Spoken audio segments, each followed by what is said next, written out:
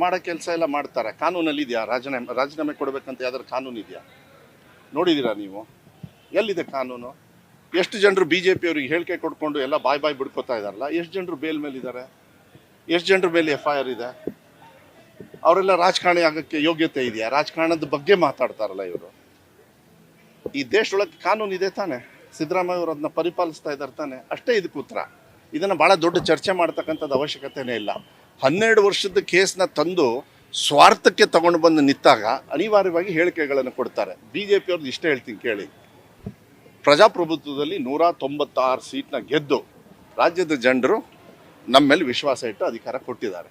ಹೆಂಗಾರು ಮಾಡಿ ಹಾಳು ಮಾಡಬೇಕು ಅಂತ BJP ಅವರು ಜಾಯಮಾನದಲ್ಲಿ, ಅವ್ರ ಹಿಸ್ಟ್ರಿಯಲ್ಲಿ, ಕರ್ನಾಟಕದಲ್ಲಿ ಅವ್ರ ಸ್ವಂತ ಶಕ್ತಿ ಮೇಲೆ ಯಾವಾಗ್ಲೂ ಬಂದಿದ್ದಾರೆ? ಲೆಕ್ಕ ಕೊಡ್ತೀರಾ ನೀವು? ಇಲ್ಲ ಅಲ್ಲ. ಅವ್ರು ಇನ್ನೇನು ಕೇಳ್ತಾರೆ?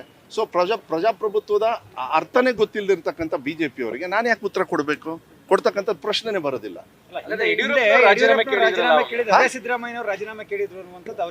ನೋಡಿ, ಇದ್ರ ಮಧ್ಯ ಯಡಿಯೂರಪ್ಪ ಅವರು ಚೀಫ್ ಮಿನಿಸ್ಟರ್ ಆಗಿದ್ರಲ್ಲ, ಅವಾಗ ಮಾಡಬೇಕಾಯ್ತು. 12 ವರ್ಷದ ಯಾಕೆ ತಗೊಂಡ್ಬರ್ಬೇಕಾಯ್ತು? ಯಡಿಯೂರಪ್ಪ ಚೀಫ್ ಮಿನಿಸ್ಟರ್ ಆಗಿರ್ಲಿಲ್ವಾ? ಆಯ್ತು, ಯಡಿಯೂರಪ್ಪ ಅವ್ರು ಬೇಲ್ ತಗೊಂಡು FIR ತಗೊಂಡು ಮತ್ತೆ ಚೀಫ್ ಮಿನಿಸ್ಟರ್ ಮಾಡಲಿಲ್ವ BJP ಅವರು? ಎಷ್ಟು ಜನರನ್ನ ದೇಶದಲ್ಲಿ ವಾಷಿಂಗ್ ಮಿಷಿನ್ ಹಾಕಿ ತಿಕ್ಕಿ ಕಪ್ಪುಗಿರೋದನ್ನೆಲ್ಲ ಬೆಳ್ಳತ್ ಮಾಡಿಲ್ಲ? ಉತ್ತರ ಕೊಡ್ಬೇಕು ಅದಕ್ಕೆ. ಇದೆಲ್ಲ ಬಿಡಬೇಕು, ಈ ಚಾಳಿ ಬಿಡಬೇಕು. ಪ್ರಜಾಪ್ರಭುತ್ವದಲ್ಲಿ ಜನರಿಗೆ ಅವಕಾಶ ಇತ್ತು, ಕೊಟ್ಟಿದ್ದಾರೆ ಒಬ್ಬರಿಗೆ, ಅವ್ರ ಕಾಲ ತಳಿಬೇಕಾಗತ್ತೆ. ಬಟ್ ವಿರೋಧ ಪಕ್ಷದಲ್ಲಿ ಇದ್ದು ಅವ್ರು ನಾವು ಇದೇ ಮಾಡ್ತೀವಿ ಅಂದ್ರೆ ಮಾಡ್ಕೊಳ್ಳಿ, ನಾವೇನು ಅವ್ರ ಬಗ್ಗೆ ಜಾಸ್ತಿ ತರ ಕೆಡ್ಸ್ಕೊಳ್ಳೋದು ಬೇಡ. ಹಾಗಾದ್ರೆ ಈಗ ನಾವು ಹಳೆ ಹಗರಣಗಳು ತೆಗಿತೀವಿ ಅಂತ ಕಾಂಗ್ರೆಸ್ ನಾಯಕರು ಹೇಳ್ತಾ ಇರೋದು ಅದು ತಪ್ಪು. ನೋಡ್ರಿ, ಹಳೆ ಹಗರಣ ಅಲ್ಲ, ಯಾವುದೇ ಹಗರಣ ಇರಲಿ, ಕಾಂಗ್ರೆಸ್ BJP JDS ಯಾರೇ ಆಗಿರಲಿ, ಅವ್ರ ಮೇಲೆ ನಿರ್ದಾಕ್ಷಿಣ್ಯವಾಗಿ ಆಕ್ಷನ್ ತಗೋಬೇಕು.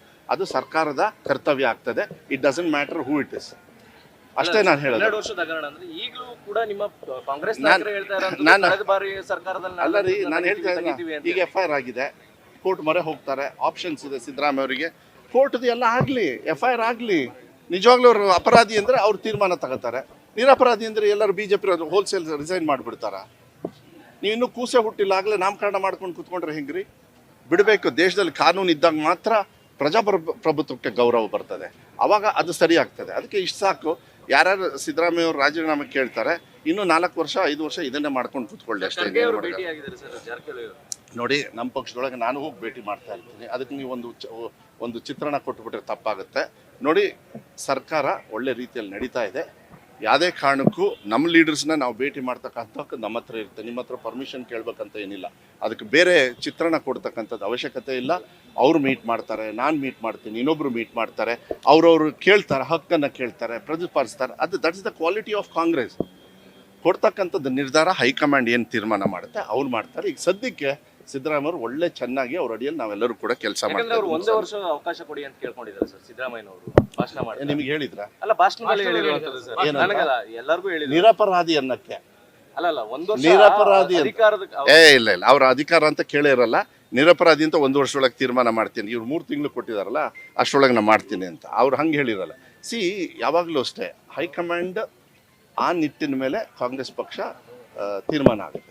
ಹೈಕಮಾಂಡ್ ಏನು ತೀರ್ಮಾನ ತಗೊಳುತ್ತೆ ಅದು ಬದ್ಧವಾಗಿ ಎಲ್ಲ ಮುಖಂಡರು ಕಾರ್ಯಕರ್ತರು ಇರ್ತಾರೆ ಅಷ್ಟೇ. ಚನ್ನಪಟ್ಟಣದಿಂದ DK ಶಿವಕುಮಾರ್ ಸ್ಪರ್ಧೆ ಮಾಡ್ತಾರೆ, ಯಾರು ಬೇಕಾದ್ರೂ ಮಾಡ್ಬೋದು. ಹೈಕಮಾಂಡ್ ಅವ್ರು ತೀರ್ಮಾನ ಮಾಡ್ತಾರೆ.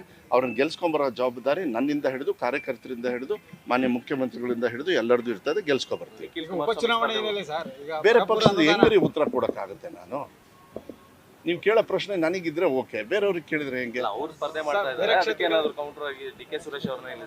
ಕೌಂಟರ್ ಪ್ರಶ್ನೆ ಅಲ್ಲ. ನಮ್ಮ ಪಕ್ಷ ಗೆಲ್ಲಬೇಕು ಅನ್ನೋದು ಬಹಳ ಮಹತ್ವದ ಕೆಲಸ ಆಗ್ತದೆ. ಅದಕ್ಕೆ ನಾವೆಲ್ಲರೂ ಸೇರಿ ಒಟ್ಟಾಗಿ ಕೆಲಸ ಮಾಡ್ತೀವಿ. ಮಕ್ಕಳು ದಸರಾ ಕಾಯ್ತಾ ಇದ್ದಾರೆ.